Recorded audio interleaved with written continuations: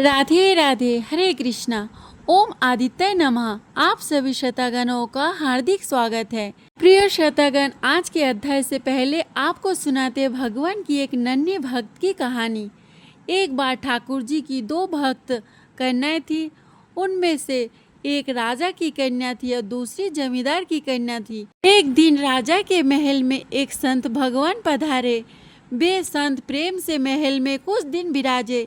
राजा और जमींदार दोनों की कन्याएं महल में खेल रही थी। उसी समय उनकी दृष्टि संत महाराज की ओर गई। उस समय संत महाराज अपने शालिग्राम की सेवा में मग्न थे। उन दोनों कन्याओं ने देखा कि संत जी ने एक गोल काले पत्थर को स्नान करवाया है, सुंदर तुलसी दल पथराए और प्रेम से उनके सामने पद गाकर सुना रहे हैं। चंदन और सुगंध भी उन्हें अर्पण कर रहे हैं, भोग लगा रहे हैं। ऐसा कहा जाता है कि जिस समय की यह घटना है उस समय उन कन्याओं की उम्र लगभग 8 वर्ष की थी। उन दोनों कन्याओं ने संत महाराज जी से कहा, महाराज जी, यहाँ आप क्या कर रहे हैं? यहाँ आप काले काले पत्थर की पूजा क्यों कर रहे हैं? तब संत महाराज जी ने उन दोनों बालिकाओं को बताया कि यहाँ पत्थर नहीं है, बल्कि स्वयं श्री भगवान है और मैं इनकी सेवा कर रहा था। संत महाराज जी ने उन दोनों को भगवान का चरणामृत और प्रसाद भी दिया, जिससे उन दोनों कन्याओं के मन में भी ठाकुर जी की सेवा करने की इच्छा हुई। संत महाराज जी का महल में प्रवचन भी हुआ। दोनों कन्याओं ने भी उस प्रवचन को सुना, जिसे सुनकर उन दोनों कन्याओं के हृदय में ठाकुर जी के प्रति भक्ति जाग उठी। उन्होंने संत महाराज जी से विनती करते हुए कहा कि संत महाराज जी, हमें भी बिल्कुल आप जैसी सेवा करनी है, हमें भी ठाकुर जी की पूजा करनी है। आप हमें अपने ठाकुर जी की मूर्ति दे दीजिए। उन दोनों के मन में भाव आया कि यही संत हमारे सद्गुरुदेव भगवान हैं। उन संत महाराज जी ने दोनों कन्याओं के भाव को देखकर मन में विचार किया कि यह दोनों तो अभी भी बहुत कम आयु की है, बालिकाएं हैं। कहीं भगवान की सेवा में कोई गलती ना हो जाए, इनसे कोई अपराध न बन जाए, और शिष्य के द्वारा यदि अपराध बनता है तो वह अपराध गुरु को ही लगता है। संत महाराज ने सोचा कि जब यहाँ दोनों कन्याएं बड़ी हो जाएगी तब हम इन्हें खुद भगवान की मूर्ति प्रदान कर देंगे। पहले तो संत महाराज जी ने मना कर दिया। अब तो संत महाराज जी के मना करते हुए दोनों कन्याएं तो खूब जोर जोर से आंसू बहाकर रोने लगी। रोते रोते वे भगवान की मूर्ति को ही मांग रही थी।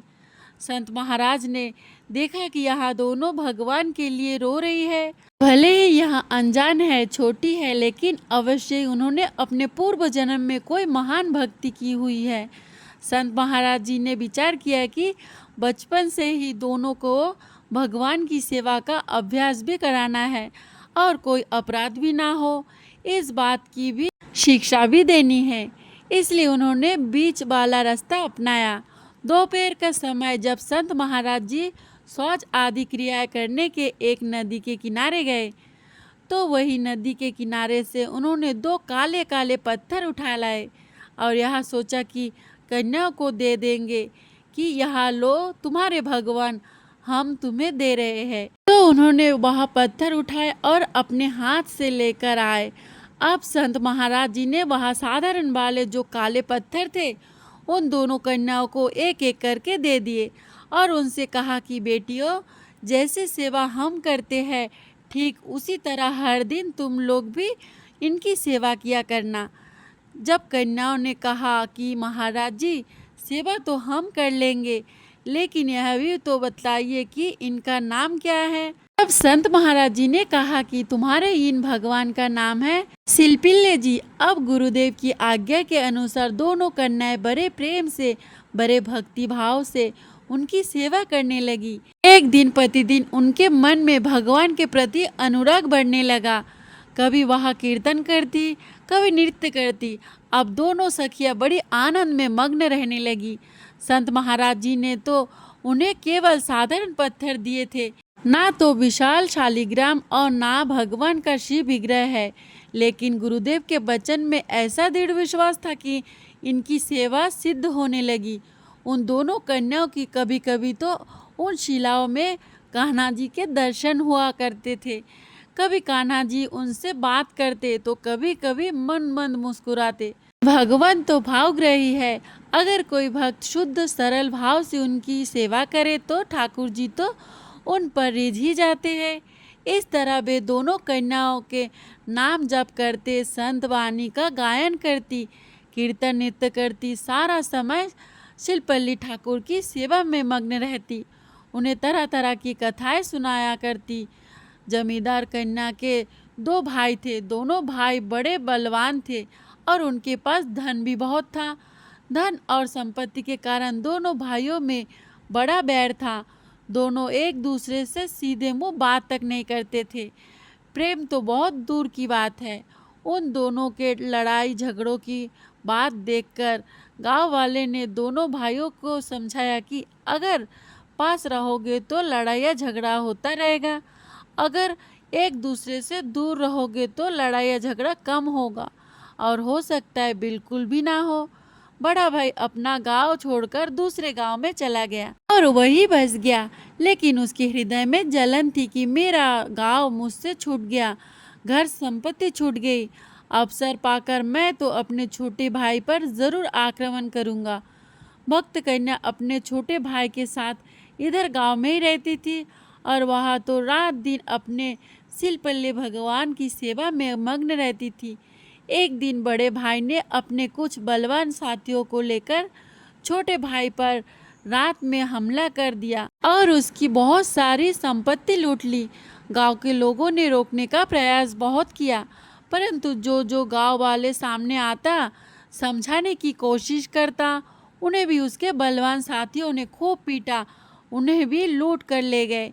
छोटे भाई के घर पर जब सारा सामान लूट गया तो उसने जमींदार कन्याओं के शिल्पल्ले भगवान भी थे, सामान के साथ वह उसे भी ले गए। धन संपत्ति की कमी तो थी नहीं, क्योंकि जमींदार कन्या ने अपने शिल्पल्ले भगवान को सोने के सिंहासन पर विराजमान कर रखा था और उनके आसपास बहुत सारे शालिग्राम रखे हुए थे जिनकी सेवा उनके पूर्वज किया करते थे। प्रातःकाल जब भक्त कन्या उठकर भगवान की सेवा में गई तो देखा कि भगवान का तो सिंहासन ही नहीं है।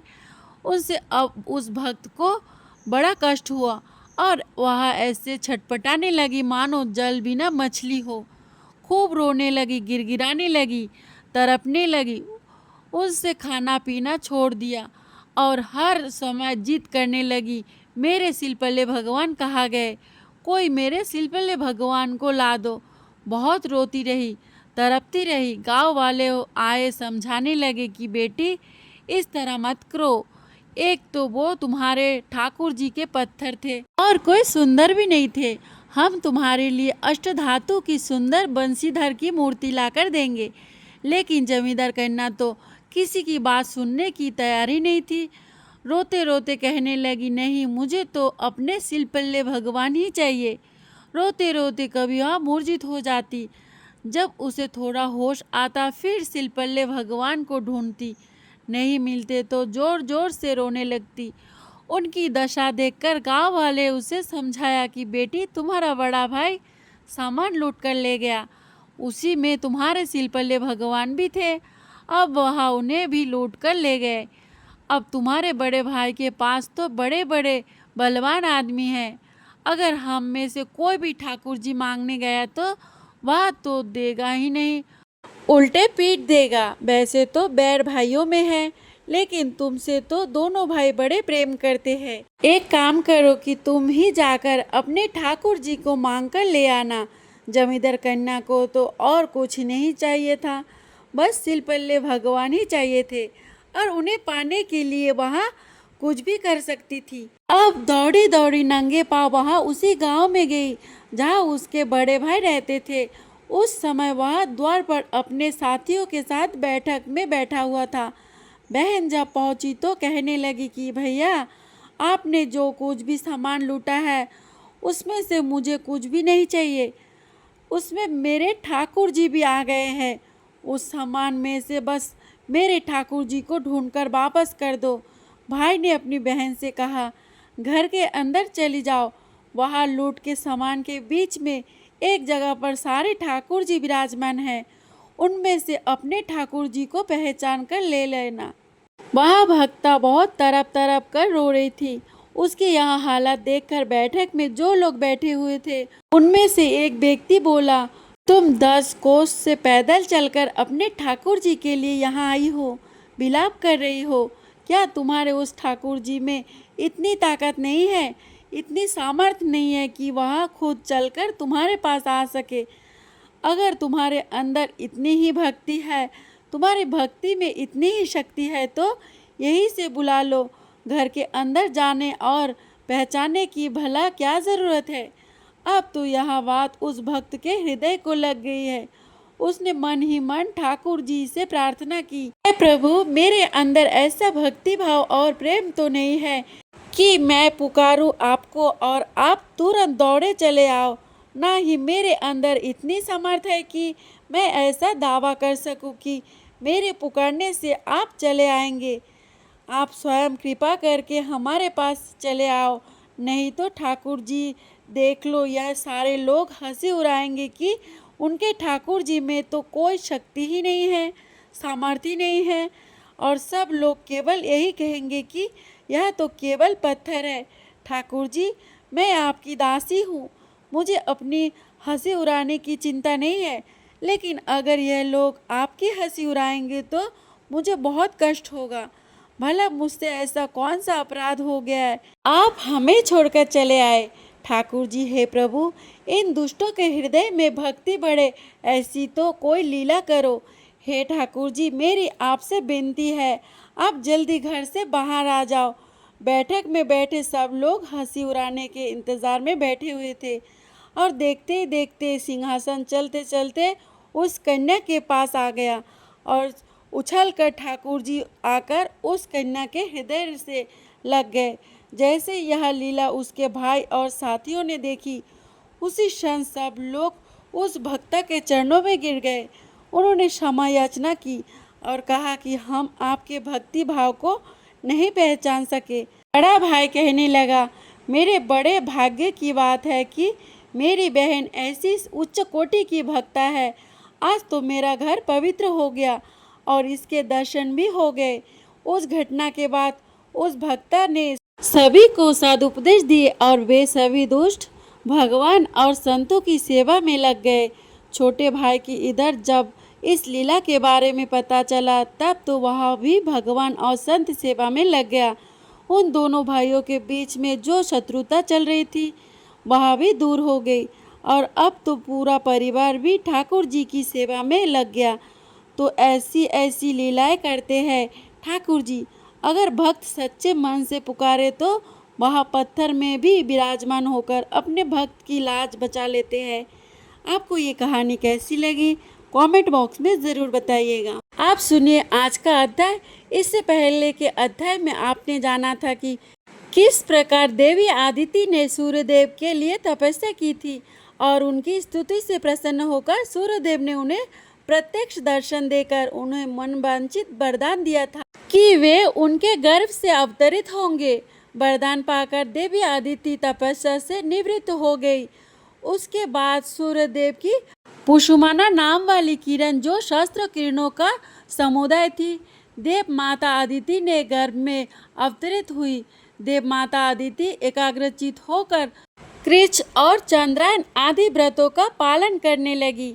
ये सब देखकर एक दिन महर्षि कश्यप ने कुछ क्रोधित होकर कहा कि तुम हर दिन उपवास करके अपने गर्भ के बच्चे को क्यों मार डालती हो? ये सुनकर वह कहने लगी कि देखिए, ये रहा गर्भ का बच्चा, मैंने इसे नहीं मारा, बल्कि ये तो स्वयं ही अपने शत्रुओं को मारने वाला होगा। ऐसा कहकर देवी आदिति ने उस गर्भ को ही अपने पेट से बाहर कर दिया। अपने तेज से प्रज्वलित हो रहा था। उदयकालीन सूर्य के समान तेजस्वी उस गर्भ को देखकर काश्यप जी ने प्रणाम किया और आदि रचनाओं के द्वारा आदर पूर्वक उसकी स्तुति की। उसकी स्तुति करने पर शिशु रूपधारी सूर्यदेव उस अंडाकार गर्भ से प्रकट हो गए। उनके शरीर की कांत कोमल पात्र के समान श्याम थी। वे अपने तेज से संपूर्ण दिशाओं का मुख उज्जवल कर रहे थे।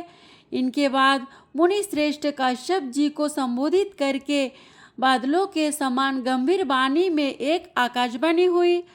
मून, तुमने आदिति से कहा था कि इस अंडे को क्यों मार रही हो? उस समय तुमने मरित्यम अंडम शब्द का उच्चारण किया था, इसलिए तुम्हारा यह पुत्र मार्तंड के नाम से विख्यात होगा और शक्तिशाली होकर सूर्य के अधिकार का पालन करेगा। इतना ही नहीं, यह यज्ञ भाग का अपहरण करने वाले देव शत्रु असुरों का संहार भी करेगा। यह आकाशवाणी सुनकर देवताओं को बड़ा हर्ष हुआ और दानव बलहीन हो गए। तब देवर्षि इंद्र ने दैत्यों को युद्ध करने के लिए ललकारा। दानव भी उनका सामना करने के लिए युद्ध के मैदान में आ पहुंचे। फिर तो देवताओं का असुरों के साथ घोर संग्राम हुआ। उनके अस्त्र शस्त्र की चमक से तीनों लोकों में प्रकाश छा गया। उस युद्ध में भगवान सूर्य की क्रूर दृष्टि पड़ने और उनके तेज से जलने के कारण सभी असुर जलकर भस्म हो गए। अब तो देवताओं के हर्ष की कोई सीमा नहीं थी। उन्होंने तेज की उत्पत्ति स्थान भगवान सूर्य और देवी आदिति की स्तुति की। अब उन्हें पहले की तरह अपने अधिकार और यज्ञ के भाग भी प्राप्त हो गए। भगवान सूर्य भी अपने अधिकार का पालन करने लगे। वे नीचे और ऊपर फैली हुई किरणों के कारण कंदब पुष्पों के समान सुशोभित हो रहे थे। उनका मंडल गोल आकार अग्निपिंड के समान है। उनके बाद भगवान सूर्य को प्रसन्न करके प्रजापति विश्वकर्मा जी ने विनय पूर्वक अपनी संज्ञा नाम की कन्या को उनसे विवाह करा दी। आगे की कथा का श्रवण अब अगले अध्याय में करेंगे।